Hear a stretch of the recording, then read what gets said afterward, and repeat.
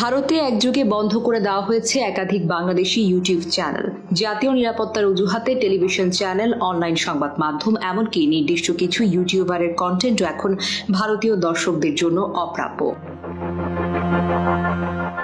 সর্বশেষ তথ্য অনুযায়ী ভারতে ইউটিউবে ব্লক করা হয়েছে 6টি বাংলাদেশি টেলিভিশন চ্যানেল।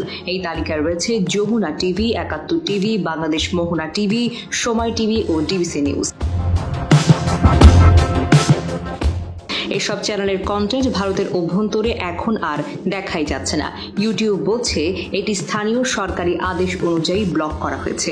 শুধু টিভি চ্যানেল নয়, ব্লক করা হয়েছে প্রাক্তন দৈনিক আমার দেশ পত্রিকার ইউটিউব চ্যানেলটিও। রাজনৈতিক এবং সমালোচনামূলক প্রতিবেদনের জন্য পরিচিত এই চ্যানেল এখন ভারতে অ্যাক্সেসযোগ্য নয়।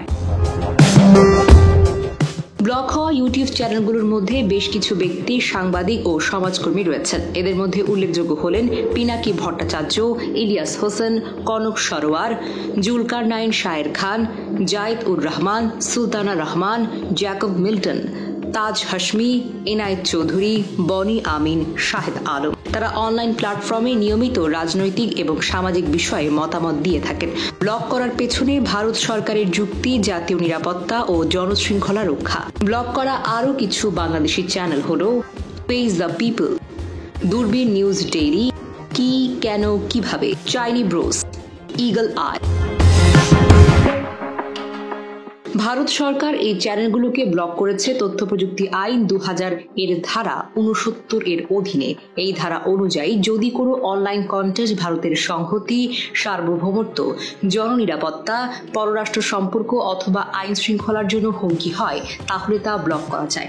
ভারতের অভিযোগ, এসব কন্টেন্ট ভারতের জাতীয় নিরাপত্তা, সামাজিক স্থিতি কিংবা সাম্প্রদায়িক সম্প্রীতির জন্য হুমকি হয়ে দাঁড়াতে পারে।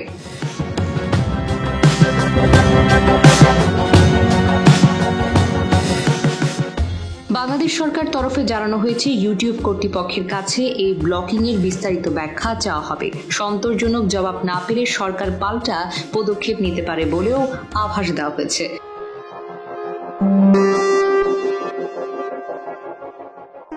নুসরাত জাহান, মনোযোগ প্রকাশ।